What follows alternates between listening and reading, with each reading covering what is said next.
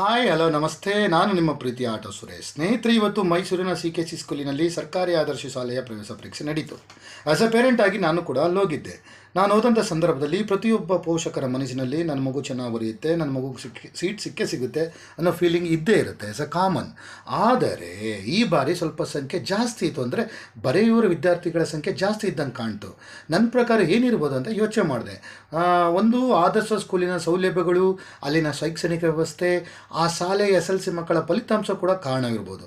ಎಲ್ಲಕ್ಕಿಂತ ಹೆಚ್ಚಾಗಿ ಈ ಬಾರಿ ಕಾಲೇಜ್ ಕೂಡ ಅಲ್ಲೇ ಓಪನ್ ಮಾಡಿದ್ದಾರೆ. ಇನ್ನು PUC ಅವರಿಗೆ ಅಲ್ಲಿ ಅಡ್ಮಿಷನ್ ಸಿಕ್ಬಿಟ್ರೆ ಮಕ್ಕಳು ಆರಾಮಾಗಿ ಓದ್ಕೊಂಡು ಹೋಗ್ತಾರೆ. ಪೇರೆಂಟ್ಸ್ ಸ್ವಲ್ಪ ನಿರ್ಗಳವಾಗಿರ್ಬೋದು, ಅಂದರೆ ಆರಾಮಾಗಿ ಫ್ರೀ ಆಗಿರ್ಬೋದು ಅನ್ನೋದು ಒಂದು ಕಾರಣ ಇರ್ಬೋದು ಅಲ್ವಾ.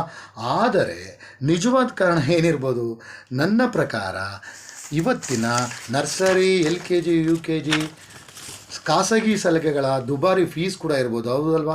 ಅದನ್ನು ಕೇಳಿಬಿಟ್ಟು ನಾವು ಹೈ ವೋಲ್ಟೇಜ್ ಪವರ್ ಟಚ್ ಆದಂಗೆ ಬಿದ್ದೋಗ್ಬಿಡ್ತೀವಿ. ನಿಜ ತಾನೇ? ಸೊ ಇದ್ರ ಪ್ರಕಾರ ಏನಪ್ಪ, ಇರೋರು ಏನೋ ಕಟ್ತಾರೆ ಸ್ವಾಮಿ, ಇಲ್ಲದವರ ಬಾಳು ಕೇಳು ನಮ್ಮಯ್ಯಗಳು ಅಂತವರು ನಮ್ಮಂಥವ್ರು ಈ ಸ್ಕೂಲ್ನ ಆಯ್ಕೆ ಮಾಡಿಕೊಳ್ಳೇಬೇಕು. ಯಾಕೆಂದರೆ ಏನೋ ಒಂದು ಸ್ಕೂಲಿಗೆ ಅಡ್ಮಿಷನ್ ಸಿಕ್ಬಿಟ್ರೆ ಒಂದು SLCವರೆಗೆ, ಕಾಲೇಜ್ವರೆಗೆ ಪೇರೆಂಟ್ಸು ನಮ್ಮ ಜೀವನ ನಾವು ಮಾಡ್ಕೊಂಡು ಹೋಗ್ತಾ ಇರ್ಬೋದು, ಹೌದಲ್ವಾ? ಸೊ ಇದು ಒಂದು ಕಾರಣ ಕೂಡ ಈ ಬಾರಿ ಅತಿ ಹೆಚ್ಚಿನ ಸಂಖ್ಯೆಯಲ್ಲಿ ಎಕ್ಸಾಮ್ ಬರ್ಸೋಕ್ಕೆ ಕಾರಣ ಇರ್ಬೋದು. ಸೊ ಒಟ್ಟಿನಲ್ಲಿ ಯಾರ್ಯಾರು ಎಕ್ಸಾಮ್ ಬರೆದಿದ್ದಾರೆ ಮಕ್ಕಳು, ಅವರೆಲ್ಲರಿಗೂ ಒಳ್ಳೆಯದಾಗಲಿ. ಅದರಲ್ಲೂ ಬಡವ್ರ ಮಕ್ಕಳಿಗೆ ಇಂಥ ಶಾಲೆಗಳಲ್ಲಿ ಸೀಟ್ಸ್ ಆಗಲಿ, ಬಡವ್ರ ಮಕ್ಕಳು ಮುಂದೆ ಬರಲಿ ಅಂತ ನಾನು ನಿಮ್ಮೆಲ್ಲರ ಪರವಾಗಿ ಆ ಭಗವಂತನಲ್ಲಿ ಪ್ರಾರ್ಥನೆ ಮಾಡ್ಕೋತೀನಿ.